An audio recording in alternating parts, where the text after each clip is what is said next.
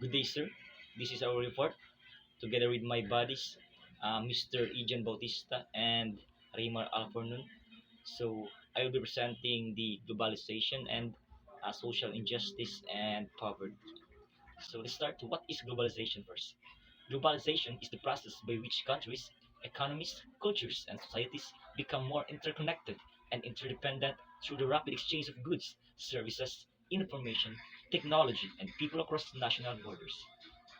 So, globalization has a profound impact on drug trafficking and abuse, both by facilitating the global drug trade and by influencing patterns of drug consumption. So, the production of synthetic drug like methamphetamine, opium, and others, opioids, and others, which require less reliance and traditional drug crops such as cocoa or opium, has increased, with production often taking place in countries with weaker regulatory systems. These drugs can be produced in one country and shipped globally. So, because of globalization, industries, plantation, and factory were built for the production of illegal drugs.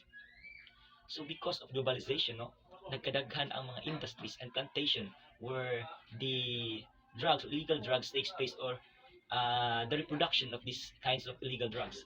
And then also the advanced transportation and communication networks. So global trade routes, rapid transportation, and improved communication technologies have allowed drug cartels to transport illicit drugs more efficiently. This includes faster shipping, access to diverse routes, and easier coordination of trafficking operations. So, diri na musulod ang drug trafficking nato because of globalization, rapid transportation were improved so that drug dealers can easily trade their illegal drugs across nations. So, mao jud ang impact sa globalization ug dako kay impact sa ato ang drug trafficking and uh, abuse currently problem na to karon. So, and now we will talk about the association of social injustice and poverty to the drug trafficking and abuse. So, social injustice and poverty are deeply intertwined with drug trafficking and abuse. Why? Because creating a vicious cycle where marginalized communities are disproportionately affected. These factors both fuel and are perpetuated by the global drug trade, leading to significant social and economic consequences. For example, weak governance and corruption.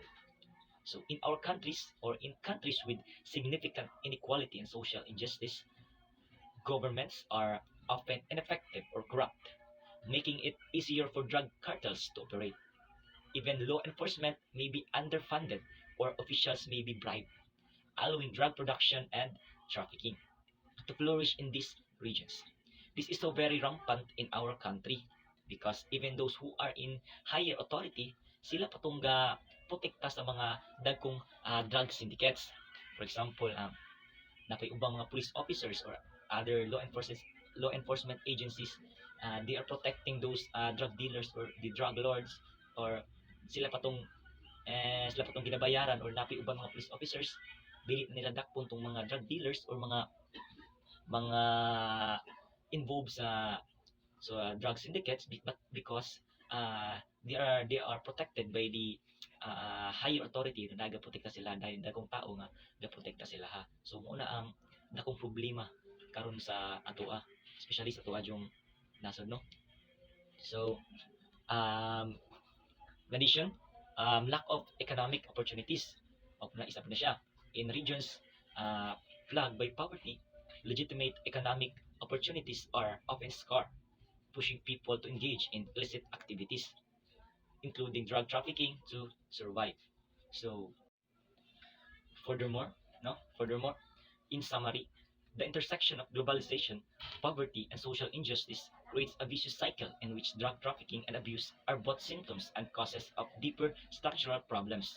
Globalization provides the mechanisms for drug cartels to expand their reach, while poverty and social injustice push vulnerable populations into the drug trade as a means of survival or an escape from their circumstances. As drug trafficking fuels violence and corruption, it further destabilizes regions, deepening poverty and perpetuating social inequalities. So in education, Education plays a crucial role in addressing the multifaceted challenges posed by globalization.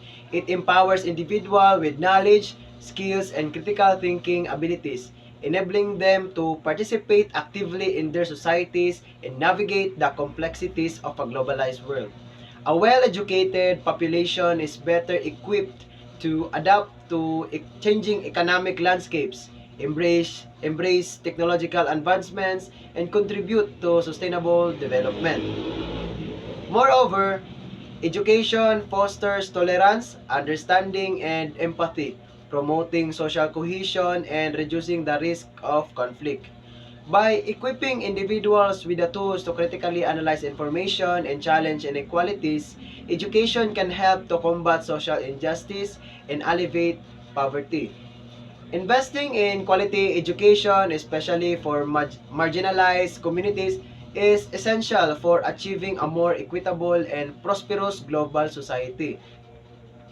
However, poverty and lack of education opportunities create a vicious cycle that fuels drug trafficking and abuse. Individuals trapped in poverty often face limited options for economic advancement and are more susceptible to engaging in illicit activities, including drug trafficking, as a means of survival. The absence of quality education further perpetuates this cycle by limiting access to knowledge, skills, and critical thinking abilities, leaving individuals ill-equipped to navigate the complexities of a globalized world and make informed choices.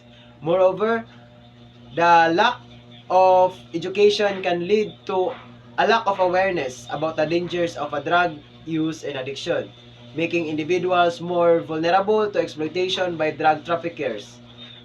This creates a vicious cycle where poverty, lack of education, and drug abuse reinforce each other, leaving individuals trapped in a spiral of despair.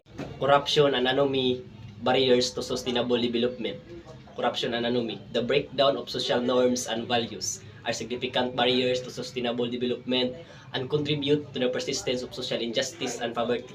Corruption, in all its forms, undermines good governance, diverts resources from essential public services, and fosters a climate of impunity. This is in turn weakens institutions, erodes public trust, and discourages investment. Anomy, characterized by a lack of shared values and social cohesion, creates a sense of alienation and disengagement. It can fuel crime, violence, and social unrest, making it difficult to address social issues effectively. To combat corruption and anomy, it is essential to promote transparency, accountability, and strong ethical frameworks, fostering a culture of integrity and shared values.